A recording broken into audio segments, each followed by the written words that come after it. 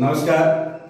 आज मैं आप लोगों को समास का दूसरा भेद द्वंद्व समास पढ़ाने जा रहा हूं, जो कि कक्षा 6ठी, 7वीं, 8वीं और 9वीं के लिए बेहद महत्वपूर्ण है। इसके अलावे सभी हिंदी व्याकरण प्रेमियों या हिंदी के ज्ञान रखने वाले लोगों के लिए भी महत्वपूर्ण है। इसके पहले जैसे कि मैं अपना पढ़ाना शुरू करूं, उससे पहले आप सबों से आग्रह है कि आप इस चैनल को सब्सक्राइब कर लें, ताकि जो भी नवीनतम वीडियो हिंदी या अंकगणित में प्रसारित हो, बनाया जाए, वो आप तक निर्बाध रूप से पहुंचता रहे। तो आइए हम लोग चलते हैं, पढ़ते हैं द्वंद्व समास के बारे में।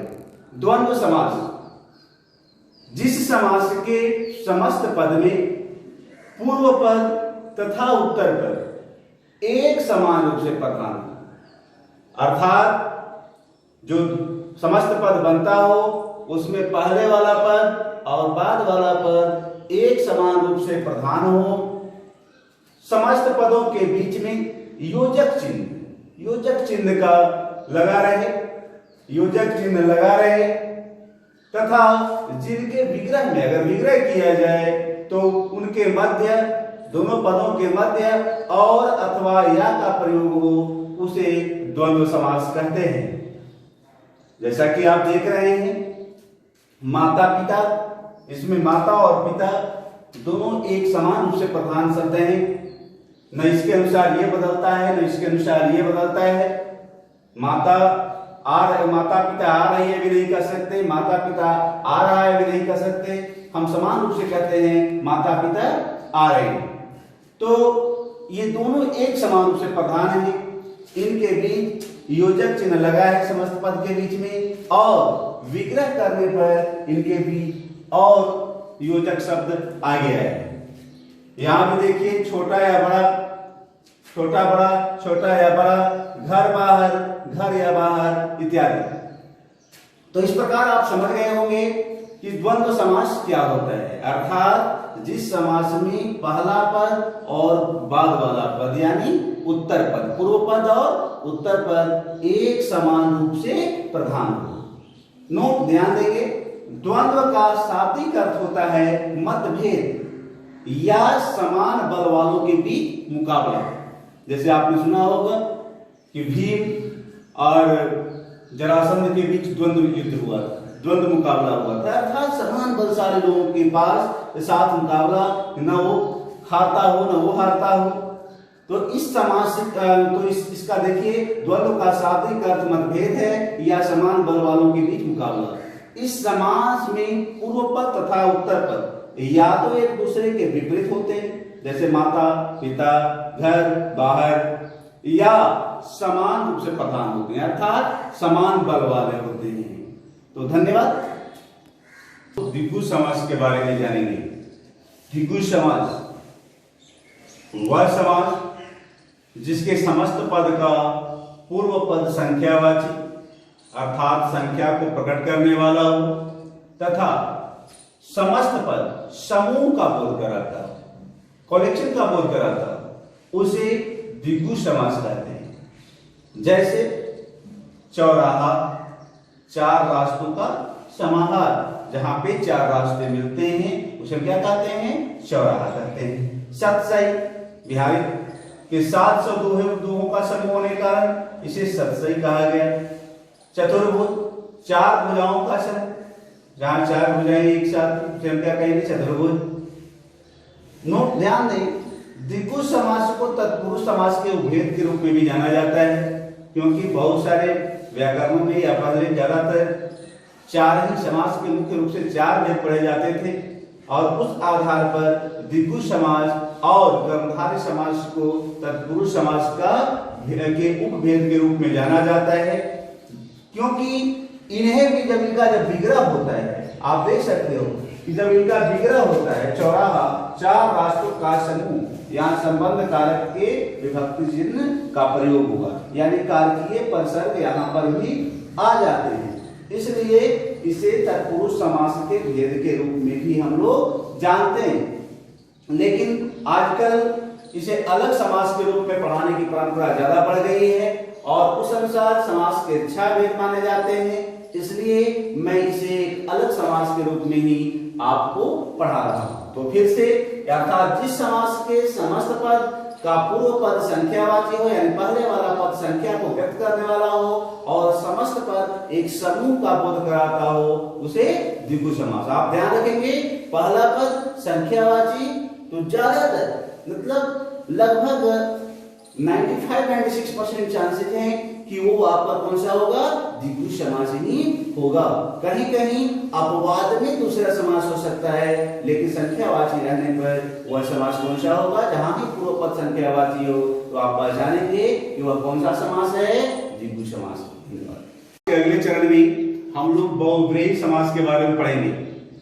तो आइए, बहुव्रीहि समास। बहुव्रीहि समास जिस समास के समस्त पद का न तो पूर्व पद प्रधान हो और न ही उत्तर पद प्रधान हो, यानी न तो पहले वाला पद प्रधान हो न तो बाद वाला प्रधान हो और न ही दोनों पद प्रधान हो, बल्कि दोनों पद मिलकर किसी तीसरे पद या उसके अर्थ की प्रधानता को स्पष्ट करते हुए उसे बहुव्रीहि समास कहते हैं। आप समझ गए होंगे। अव्ययी भाव, पहला पद प्रधान। तत्पुरुष समास, उत्तर पद प्रधान दूसरा पद प्रधान। द्वंद्व समास में दोनों पद प्रधान, लेकिन बहुव्रीहि समास में न तो पहला पद प्रधान, न तो दूसरा पद प्रधान और न तो दोनों पद प्रधान, अर्थात दोनों मिलकर कोई तीसरे पद या अर्थ की प्रधानता जिस समास में व्यक्त करते हो, स्पष्ट करते हो, उसे हम बहुव्रीहि समास कहते हैं। जैसे चक्रधर, चक्र धारण किया है जिसने, अर्थात विष्णु, एक विशेष अर्थ में विष्णु के लिए। अंशुमाले, सामान्य अर्थ अंशु है माला जिसकी, अंशुओं की माला, लेकिन यहां पर ये नहीं, अंशु है माला जिसकी, अर्थात सूर्य। ये तीसरे अर्थ सूर्य के लिए, सूर्य की प्रधानता को व्यक्त करता है। मृत्युंजय, मृत्यु को जीता है, जीतने वाला है जो, अर्थात अमर, जो अमर है, या शंकर, इनके लिए आया है। तो आप सभी उदाहरणों में देख रहे हैं कि यहाँ एक सामान्य अर्थ की प्रधानता न होकर एक पहले या दूसरे पद में किसी पद, चक्र या धन की प्रधानता नहीं है, यहाँ अंशु या माला की प्रधानता नहीं है, तो यहाँ न तो दोनों पद की प्रधानता है, बल्कि किसी तीसरे अर्थ विष्णु, सूर्य और शंकर प्रधान हो जा रहे हैं, तो इसे ही हम बहुव्रीहि समास कहते हैं। कर्मधारय समास के बारे में जानेंगे। कर्मधारय समास समास का एक अहम हिस्सा है और इसका व्यापक प्रयोग होता है।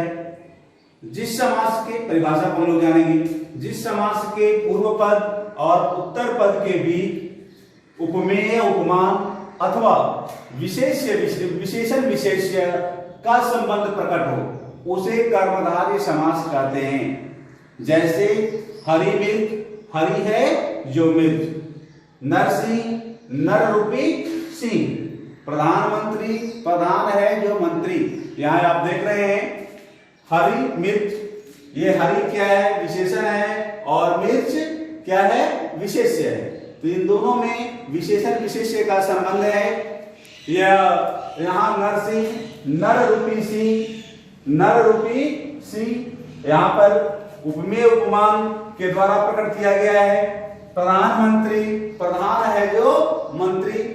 चंद्रमुख, यहाँ पर विशेष्य विशेषण, चंद्रमुख, चंद्रमा के समान मुख, अर्थात चंद्रमा बड़े उपमा वाला चीज वाली वस्तु है जिससे मुख की तुलना की गई है। अब यहाँ पर उपमेय उपमान है, यहाँ चंद्र उपमान और मुख उपमेय। तो इस प्रकार से हम देख सकते हैं कि पूर्व पद और उत्तर पद के बीच में जहां उपमेय उपमान या विशेषण विशेष्य का संबंध हो, कभी कभी उत्तर पद में विशेष्य हो जाता है तो कभी पूर्व पद में विशेष्य हो जाता है। उसी तरह से उपमेय उपमान में भी कभी पूर्व पद उपमेय बन जाता है तो कभी बाद वाला पद उपमेय होता है। तो उससे घबराने की बात नहीं है, लेकिन जहां भी आपस में एक दूसरे के बीच उपमेय उपमान या विशेष से विशेषण का संबंध हो उसे हम कर्मधारय समास के रूप में जानते हैं, कर्मधारय। अब आइए इसमें चार शब्द जो आए, उपमेय, उपमान, विशेषण और विशेष्य, इसको मैं आपको समझा देता हूं। उपमेय क्या है? वह छोटे गुण वाली वस्तु या व्यक्ति अथवा प्राणी या जो भी हो जिसकी तुलना की जाए, छोटे गुण वाली जिसकी तुलना करते हैं। किससे करते हैं भाई? उसे हम क्या कहेंगे? जिसकी तुलना की जाए अर्थात जिसकी उपमा दी जाए, वो क्या है? उपमेय है। उपमान वह बड़े गुण वाली वस्तु या व्यक्ति या प्राणी या वो भी जो भी पदार्थ हो जिससे तुलना की जाए, जिससे तुलना की जाए अर्थात जिससे उपमा दी जाए, वो क्या है? वो आपका उपमान है। जैसे देखिए यहां चंद्रमुख, मुख एक साधारण गुण वाला चेहरा है, साधारण सा चेहरा है, और चंद्रमा जो गोला चंद्रमा काफी आकर्षक लगता है। अब किसी के मुख की तुलना चंद्रमा से की गई है, यानी चंद्रमा के समान किसी का मुख बतलाया गया है, तो मुख क्या है? छोटे गुण वाला वाली वस्तु है, और इसको हम क्या कहेंगे? मुख यहां पर हो गया उपमेय, और चंद्रमा बड़े गुण वाली वस्तु है, तो ये चंद्रमा क्या हो गया? उपमान। उसी प्रकार से विशेषण और विशेष्य वह शब्द जो संज्ञा या सर्वनाम की विशेषता बताता हो, वो क्या है? विशेषण है। और वह सब संज्ञा या सर्वनाम शब्द जिसकी विशेषता बताई जाती हो, वह क्या है? विशेष्य है। जैसे प्रधानमंत्री, इस शब्द में प्रधान क्या है? प्रधान विशेषण है और मंत्री विशेष्य है। काली गाय, काली क्या है? विशेषण है। गाय क्या है? विशेष्य है। ध्यान देंगे, और तो आप समझ गए होंगे कि उपमेय, उपमान, विशेषण और विशेष्य क्या है। और इस समास में विशेष ध्यान क्या रखना है? दोनों पदों के बीच उपमेय, उपमान या विशेष विशेषण का संबंध होता है, और ये कोई जरूरी नहीं है कि पूर्वपद उपमेय होगा या पूर्वपद विशेष्य होगा या विशेषण होगा। कभी पूर्वपद भी विशेषण हो सकता है, कभी उत्तरपद भी हो सकता है, कभी पूर्वपद भी उपमान हो सकता है, कभी उत्तरपद भी हो सकता है। तो क्रम से हमें नहीं घबराना है, लेकिन आपस में दोनों शब्दों के बीच, दोनों पदों के बीच उपमेय, उपमान और विशेष विशेषण का संबंध होता है।